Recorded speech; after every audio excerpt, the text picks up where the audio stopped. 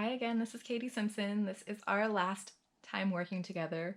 I hope I get to work with you again sometime soon. I'm really excited to help you finish your still life painting today. If you notice, I'm wearing the same outfit because I'm doing this right afterwards, so those flowers stay fresh for you guys for this video. And I'm wearing an apron so I can keep my clothes clean. That might be something that you're interested in doing when you're painting. Sometimes an old t-shirt that's a little bit too big is the perfect apron also. I would suggest that if you've got an extra old shirt or like your dad has one or something. It's really helpful. And then let's talk a little bit about what we're going to do today. We're going to finish the still life that we started last week. So we are thinking about looking at the objects very carefully and closely and thinking about drawing them, and now we're going to paint them as carefully and with as much thought as we can. We are actually going to work in that same kind of a little bit abstract way that we were thinking last time, so the colors don't have to be totally right. We don't have to worry about making everything look exactly the way that it looks. We're just going to think about getting the feeling of the things that we're painting. So let's look at the paintings a little bit first.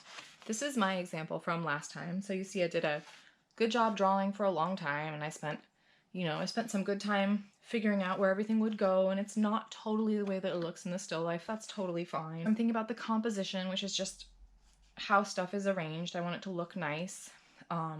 This is kind of in the middle. So though there is more space down here that's open, so our eyes go to this busier part that has more objects in it, more flowers and things like that. We talked about still life a little bit last week, how it's like really old. It's an old-fashioned type of art. People have been making still lifes for hundreds and hundreds of years all over the world. So there are lots of different examples. And here's some different examples. Here are a couple by Paul Cézanne. He's a French artist. This is from 1898. And this is the same picture without color. You see, you can tell where the shadows are more easily that way, and like what parts are darker. I think that's an interesting thing to do. But we looked at an example that was more abstract, and so I want you to think a little bit more about that too, because that's really important. That's a little bit more of a modern example, but people are doing still lifes every day all over the world and have been for hundreds of years. So you get to do your own still life. This is up to you, and what you see is really important. So I want you to think about like how you want it to look and what you want to represent in your painting. Now, if you have objects from home, I want you to gather them up, and put them back where they were if they moved during the week. If you're using my still life, I'll post some pictures for you, and then we'll work together and get some painting done. Okay, let's get started.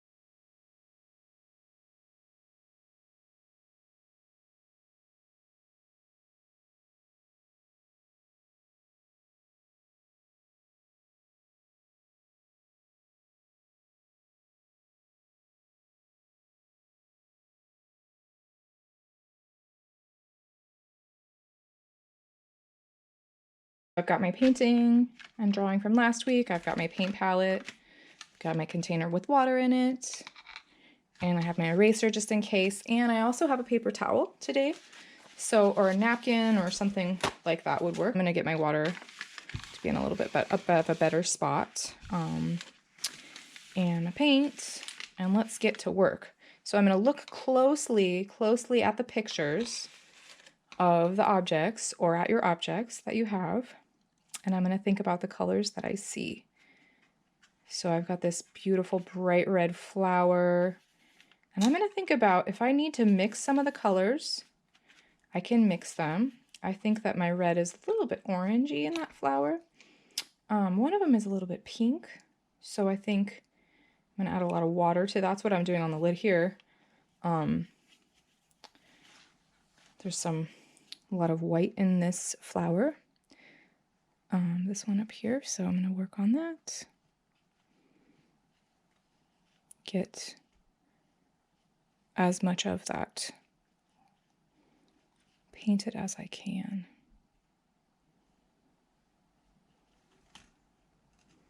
Just being careful. And I can work as slowly as I want also. You are in no rush. You don't have to be in a rush.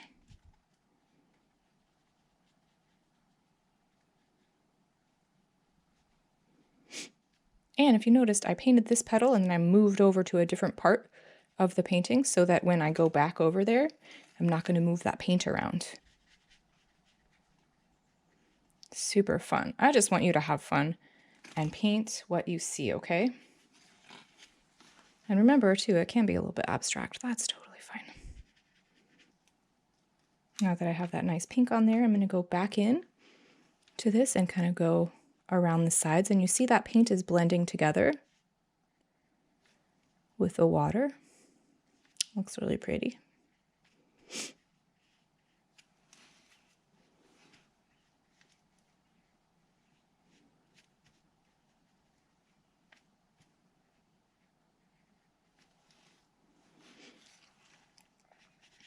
Now this one is pretty red over here. So I'm going to get a little bit more paint on there this time.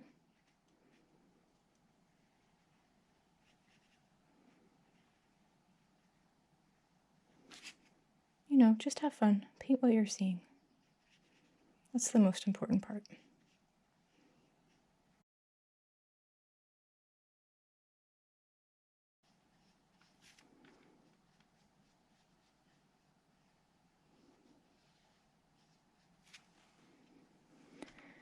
Super fun. So pretty much, I'm just painting.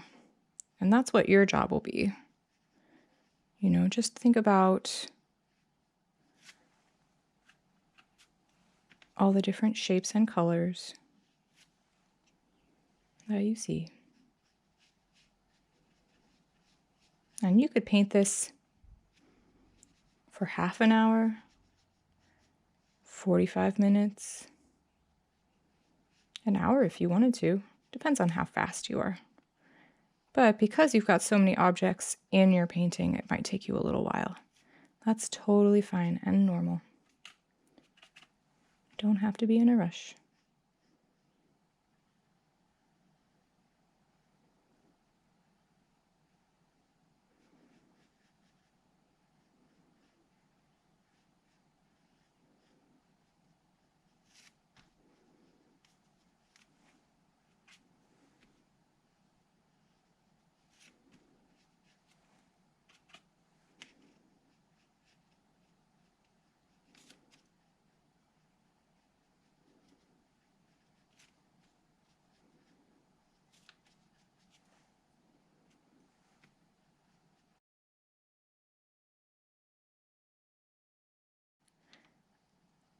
And just like when I'm drawing, I'm thinking about the objects and looking at the objects really often. A lot of the time. Okay, let's see. There's one of those flowers that's a super light pink, but because I want it to be a little bit different than the other flower right next to it, I'm going to add a little tiny bit of purple. And that's a nice way to get a little bit of a different pink.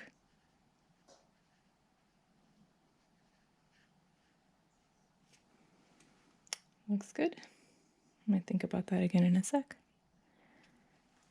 Let's see.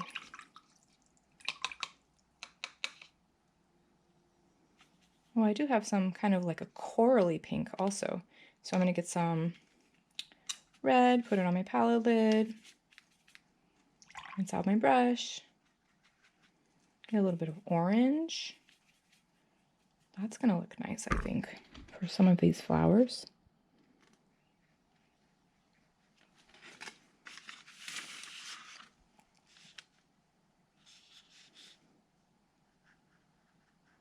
And this is not going to look exactly like the flowers.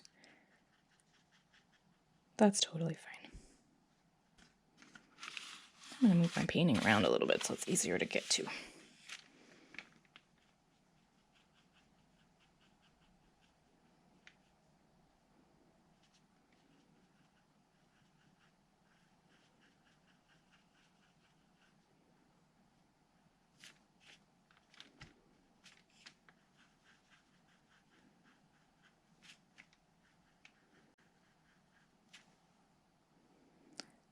That looks nice. Let's see.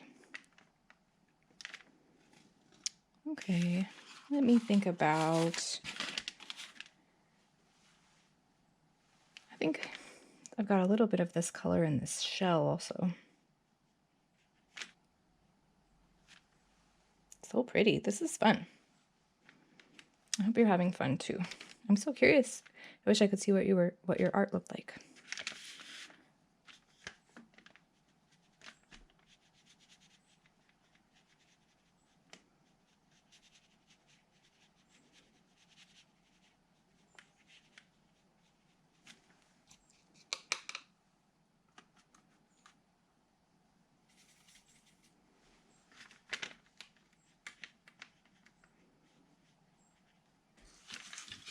Now, mostly when we're doing still lifes, we're not going to touch the objects because we don't want other people's artwork to get messed up. And I think that's like a lot of the time what happens if you are and somebody else are working on the same, are working on a picture of the same thing.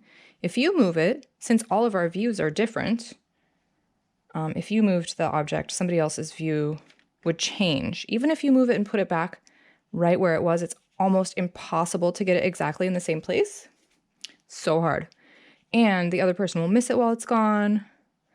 So I always am like asking people not to move things around. But since it's just you, this is easier. We can move it around, that's fine. Now it's orange, but it's also kind of like a brown. So it's like a little bit coppery. Let's see. I'm going to think about, the different lines that I see. And some of those lines are so light that it's great if they're almost the same color. You could use the same color also over the top of the watercolor and you would get a little bit of a darker color. It's like twice as intense of a color. I know we talk about not using black, but we might do it at the very, very end when the paint is dry. Otherwise, it'll get all blended around and you might get really, really frustrated. It's just true. Now that's not quite the color. I think there's some blue in my brown. That's not quite the color that I want. So I'm gonna get some orange in there while it's wet and see, that's a little bit better. And now I'm also thinking about the negative space where that banana is. I don't want to paint that. I don't want to get paint in there because I want it to be yellow soon. So I'm thinking about painting this duck. I'm going to get that paint down that's close to the banana the soonest because I think that's pretty much the only thing that's touching the color. There we go.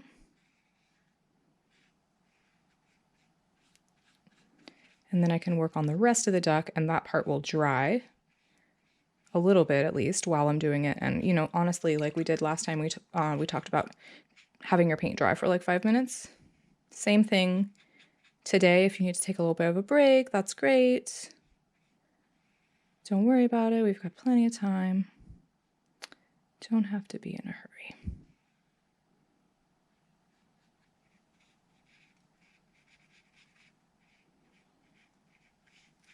That looks pretty good for now. And when this paint is dry, I might be able to go back in there and get some of those details, feather details down, but I'm not really worried about it.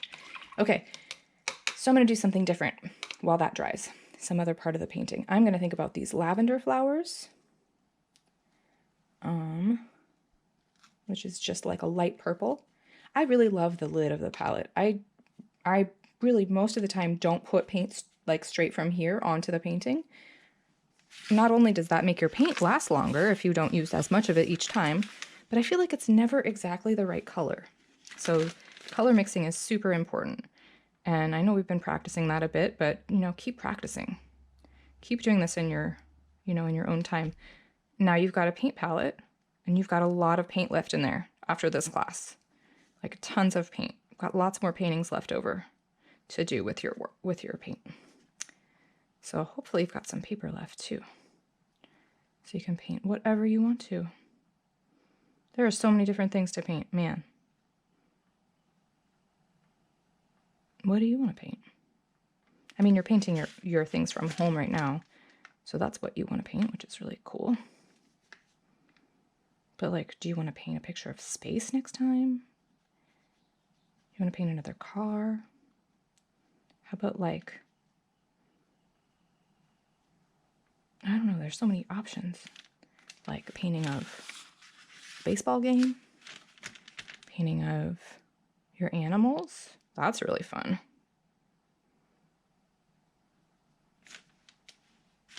If you have any pets at home, they're really, really fun subjects for paintings and drawings. And I know they move around a lot, but I feel like it's helpful too, because then you just get the feeling of them, and you can use the ideas that we're talking about with this painting, like trying to get just the feelings of things. They can be a little bit abstract. That's totally fine, right? Yes. Okay. So that looks pretty good. Let's see. I'm going to work on some of the green now. And we talked about this last time. This is super important. I'm going to wake up my paint a little bit, and then I'll show you an example. Now I'm just going to use, well, I guess I'll use the back of the painting again. It's easy. We'll think about pressing lightly with that brush, very lightly. You'll get a thin line, like, you know, the lighter that you press, the thinner the line will be. If you want a thick line, you press harder. You're not pressing a lot harder though, really. If you want to, you can use the brush a little bit like a pencil.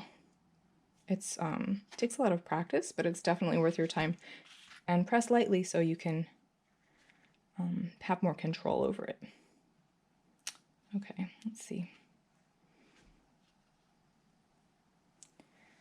I'm gonna get some of those stems on there. Now I know you're doing different stuff than me. Your art is going to be different than mine, so you know, just work on your painting. Again, I really wish I could see it. Because we did these flowers earlier and you had some time in between, those should be pretty dry.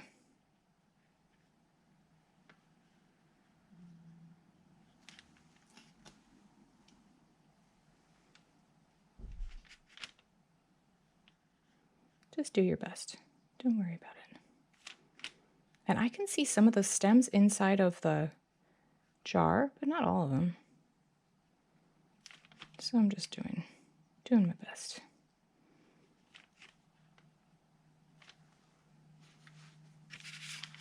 And I know the jar is kind of like, jars are hard because the glass is actually like reflective and there's all kinds of shadows, and the stuff in there looks like it's at an angle. You know, just do your best. It doesn't have to look exactly like the thing. Now again, I just want you to have fun, okay?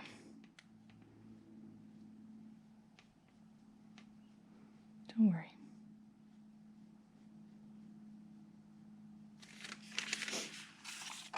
And I might skip around a little bit because it's just going to take me a long time to do this painting. I don't think you have to watch the whole thing. You should watch your own painting.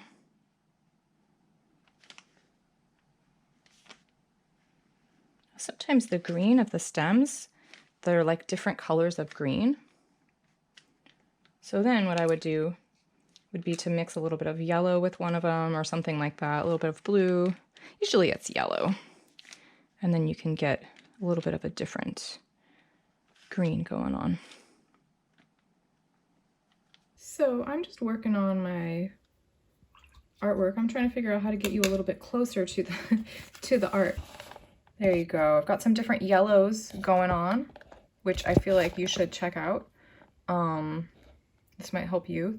The banana is a different yellow than the lemon. So I'm gonna mix the yellow with a little tiny bit of orange on my palette lid. And I feel like that's gonna be helpful for that orange. It is mostly yellow. It's like one brush tip full of orange. Yeah, that's better. And you see those oranges can be, those yellows can be totally different and right next to each other and stand out as separate colors that way. So let's see. It's a little bit different, and then those ones are really different too. So let's think about the different things in the painting when we're drawing and painting them. And just take your time, okay? You're gonna have so much fun. I'm really excited. Just keep working until you're done too. We talked about this a lot. This black can take over the painting. So if you're gonna do some painting with the black, just use a tiny bit. Now my palette lid is kind of full. Oh, there's a little tiny space. But I'm gonna mix it with water like all the time so I have more control over it and I know how much paint I have. I feel like I do that a lot. So if you see there's like a little tiny bit of black here, and I'm gonna make sure whatever it is that I'm gonna paint is dry next to it, because this black can just spread out across the painting. So we're gonna look at this elephant example. That's gray, right? Yeah, so what we're gonna do is just very carefully, see that's actually kind of too much black for this one. It just takes over. It's like so intense compared to the other colors. There we go. Now I made sure that everything else around it is dry before I go over there. And you know, I can wait like a couple minutes and it'll be pretty dry right next door. So like I painted that banana a few minutes ago. There we go. Okay, and then I'm gonna leave it alone because I know myself and I know other people have a hard time. I want to paint stuff that's next to it, but I'm going to leave it alone to dry because you see how dark it is compared to the other stuff. So I've got a little bit of black in the eye of the duck. There's really not a whole lot of black stuff in here. Wheels on the cars, and I'm doing this after everything else is dry. So those wheels, they're like silver and black. So I'm just going to make them black. But it's like a gray. I just don't want to overpower the painting with the black paint. That happens so fast. It's very hard to control it. So then, because you know the wheels are a little bit more black, I'm putting a little bit more, like a darker black around the outside, but don't worry about it. Just focus on not putting too much black on your painting, because you can't really take it off too. So I'm gonna just let you paint, and you're gonna make some really good, exciting choices, and I'm really excited. I wish I could see your painting. It's been a pleasure to work with you. Thank you so much for your hard work and your attention over the summer. I know this is hard stuff. It's really fun, but it can be really difficult, and you did a really good job. So thank you. I appreciate that very much. And hopefully I get to work with you sometime soon. Take good care, okay? Have a great rest of your summer.